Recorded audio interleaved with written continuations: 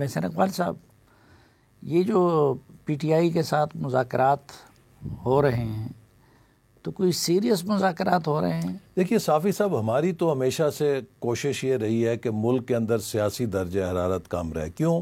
کہ ہمارا ایک اکنامک ایجنڈا ہے. اگر آپ نے اکنامک ایجنڈا کو کامیاب کرنا ہے تو اس کے لیے ضروری ہے کہ ملک میں سیاسی محاذرائی نہ ہو، کسی قسم کی انتشار کی سیاست نہ ہو.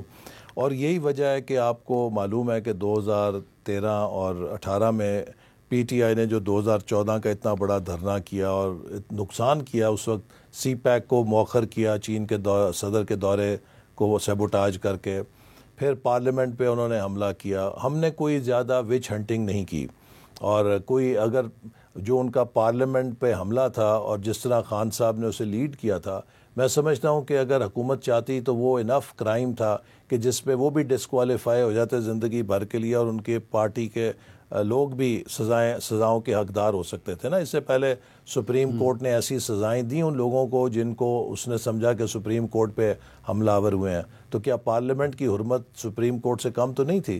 لیکن ہم نے درگزر سے کام لیا، چونکہ ہمارا مقصد یہ نہیں تھا کہ ہم پولیٹیکل کانفرنٹیشن کریں، ہم ایک اکنامک ایجنڈے پہ چلنا چاہتے تھے. لیکن شاید اسی چیز سے انہوں نے سمجھا کہ یہ تو بات ہی کوئی نہیں، اور وہ 9 مئی کر گئے، انہوں نے اس سے بھی بڑھ کر حملہ کر دیا.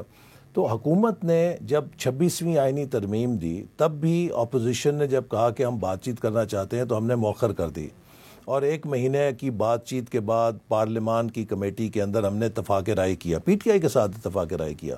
لیکن جب وہ اپنے لیڈر کے پاس گئے، انہوں نے ویٹو کر دیا، تو وہ چیز اتفاق رائے نہیں رہا. اور اب بھی جب انہوں نے کہا کہ ہم نے ایک مذاکراتی ٹیم بنائی ہے، ہم بات چیت کرنا چاہتے ہیں، ہم نے اسے ویلکم کیا، اسپیکر نے ویلکم کیا، ہم ان سے بات چیت کر رہے ہیں.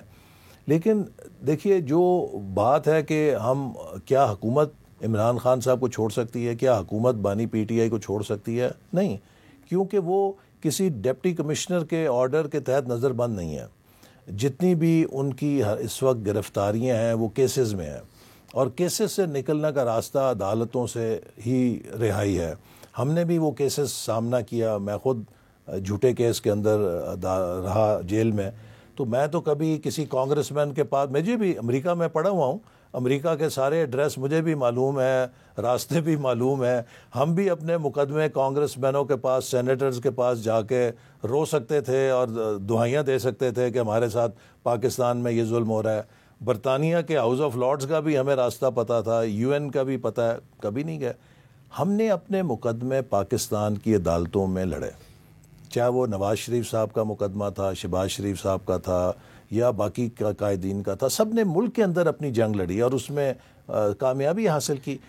اب انہوں نے جو وتیرہ پکڑا ہے کہ آپ پاکستان کی ریاست کے خلاف خود پاکستانیوں سے پوری دنیا میں آپ ایک بدنامی کی مہم چلائیں، اس کے خلاف ایک زہر اگلیں. پاکستان کے ریاست کے اداروں، فوج کے خلاف آج را کیمپین نہیں چلا رہی، آج پی ٹی آئی کی سوشل میڈیا ٹیم کیمپین چلا رہی ہے.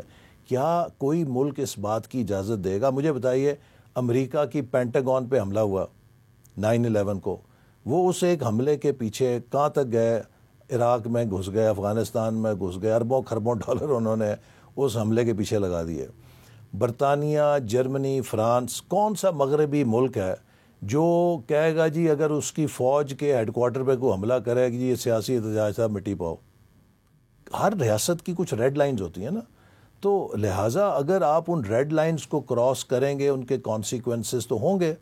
لیکن اگر آپ ایک سیاسی جماعت ہیں تو آپ کو سیاسی طریقہ اختیار کرنا چاہیے. اب اتنے عمران خان صاحب نے جتنے جلسے جلوس نکالے ہیں، کبھی کسی نے ان کو پھول بھی نہیں مارا، وہ آزاد تھے. لیکن جس طرح کا طرز عمل تشدد کا، کہ آپ چاہے 9 مئی ہے یا 26 نومبر ہے، میرے اپنے حلقے سے ایک رینجر کا نوجوان شہید ہوا، میں اس کی دعا کے لیے گیا، بوڑھا باپ اور 5 بچے، اور وہ رینجر کا جوان کیا پاکستانی نہیں تھا؟ اس کو کس نے مارا ہے؟ کیا سیاسی احتجاج یہ ہوتا ہے کہ آپ رینجر کے جوانوں کو، پولیس کے جوانوں کو فائرنگ کریں، ان کو ماریں، وہ اپنی جان سے ہاتھ دھو بیٹھیں؟ نہیں تو ابھی مذاکرات کے ضمن میں ان کا ڈیمانڈ یہ بھی ہے کہ عمران خان کو رہا کرے. دیکھیے، جو ان کا بیان، میں تو اس ٹیم میں نہیں ہوں، لیکن وہ تو یہی کہتے ہیں کہ عمران خان اور باقی لوگوں کو رہا کیا جائے. تو ہم تو آئین اور قانون کے تحت جو بھی کوئی فیسیلیٹیشن ہو سکتی ہے وہ کر سکتے ہیں، لیکن ایک ایسی چیز جو حکومت کے اختیار سے باہر ہے اس میں تو ہم کچھ نہیں کر سکتے. تو اس لیے اب ان کے ساتھ جو ان کا چارٹر آف ڈیمانڈ آئے گا، جو وہ کہتے ہیں کہ اب ہم دیں گے، اس کو دیکھ کر جو کچھ بھی ہمارے اختیار میں ہوگا وہ ہم ضرور کر سکتے ہیں. لیکن کچھ چیزیں ایسی ہیں کہ جن پر ہم 9 مئی اور 26 نومبر کے لیے کمیشن بنانا تو آپ کے اختیار میں ہے.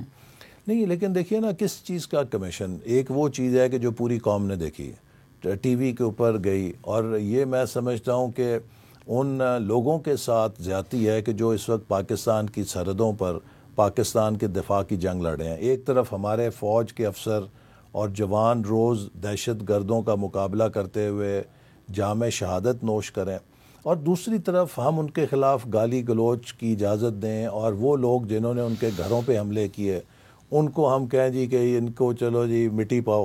تو یہ چیز تو میں سمجھتا ہوں کہ کوئی ملک اس کی اجازت نہیں دے سکتا. ہاں البتہ ان کی کوئی اور شکایات ہیں، ان کی جو کوئی پولیٹیکل گریونسز ہیں، ان کو یقیناً ہم غور کریں گے، چونکہ ہم چاہتے یہی ہیں کہ اب ان کے پاس ایک مینڈیٹ ہے، اسمبلیوں کے اندر وہ بیٹھے ہیں، آپ ٹی اے ڈی اے وصول کر رہے ہیں.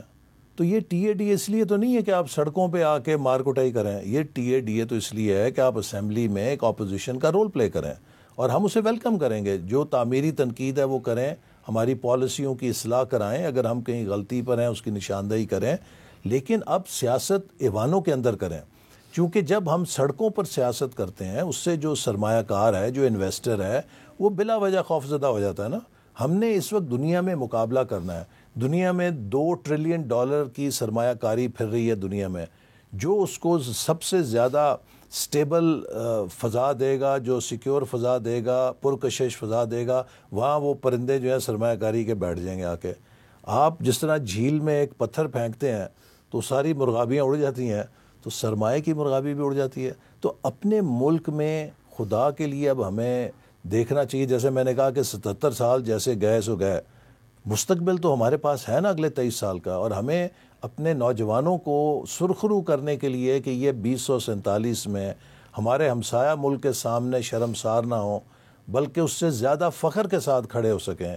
اس کے لیے اب اگلے 23 سال کسی قسم کی فساد، انتشار، عدم استحکام، بے یقینی کی سیاست سے پرہیز کر کے ایک خالص اکنامک ایجنڈے پر چلنا ہے. ہم ایک دوسرے سے گورننس پہ کمپیٹ کریں.